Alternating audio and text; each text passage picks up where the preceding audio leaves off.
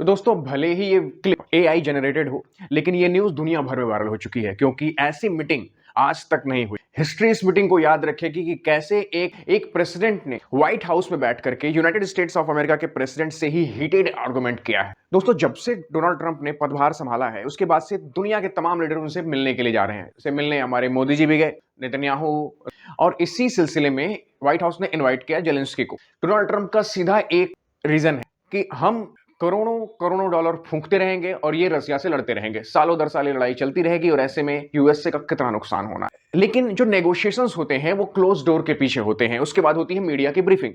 Media की briefing में कुछ मीडिया के क्वेश्चंस का छोटा मोटा जवाब दिया जाता है, लेकिन यहां तो पूरी भयंकर लड़ाई ही शुरू हो गई जब जेडी वांस, जो कि यूनाइटेड स्टेट्स ऑफ अमेरिका के वाइस प्रेसिडेंट हैं, इन्होंने इंटरवेन किया और उन्होंने कहा कि आप यूएस के प्रेसिडेंट को डिसरिस्पेक्टफुल तरीके से बात कर रहे हैं। तो जेलेंस्की ने उनसे यहां तक कह दिया कि आप कभी यूक्रेन आकर के देखिए, तब पता चलेगा कि स्थिति कैसी है। आप तो खुद दो ओशन के बीच में बैठे हुए हैं, लेकिन फ्यूचर में आप पर भी अटैक होंगे। इस बात को सुनते ही ट्रंप ने इंटरवेन किया कि आपको हमें यह बताने की जरूरत नहीं है कि फ्यूचर में क्या होगा। कुछ मीडिया हाउसेस ने लिप सिंकिंग को सुपरवाइज करके यहां तक कहा है कि जेलेंस्की ने यूक्रेनियन भाषा में ही जेडी वांस को गाली तक दी है। इन सब के बीच रशिया ने एक स्टेटमेंट पास किया कि जिस तरीके से जेलेंस्की बदतमीजी से बात कर रहे थे, उस तरीके से डोनाल्ड ट्रंप ने जेलेंस्की को मारा नहीं, यही बहुत गनीमत।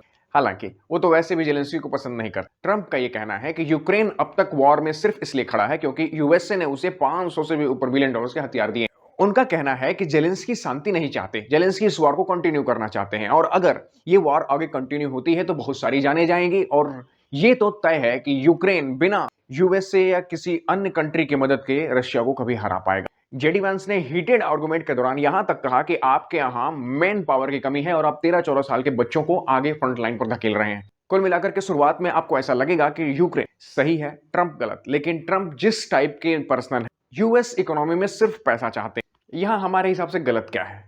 एक लीडर अपनी पर्सनल इमोशंस को छोड़ करके अपने देश के फायदे के बारे में सोचता है। यूएस से एक ऐसी कंट्री है जिसने अब तक खड़े होकर के यूक्रेन का साथ दिया है। उसने लाखों बिलियन डॉलर के हथियार पहुंचाए हैं। जेलेंस्की को एक बार को ये चीज सोचनी चाहिए थी कि अगर मदद आएगी तो कहां से आएगी। केवल ट्रंप ही वो पर्सन है जो उन्हें मदद कर सकते हैं। तो उस नेगोशिएशन को आगे बढ़ा करके उस समय बातचीत करनी चाहिए थी, ना कि ये हीटेड आर्गुमेंट, इस तरह का हीटेड एक्सचेंज। वो लीडर के मामले में भी फेलियर साबित हुए हैं। ट्रंप जिस टाइप के इगोइस्टिक और कुछ भी बोलने वाले आदमी हैं, उस हिसाब से अगर बात की जाए तो ट्रंप ने बहुत शांति दिखाई है यहां पर। लेकिन एक चीज तो तय है कि अब ट्रंप यूक्रेन की कोई मदद नहीं करने वाले हैं।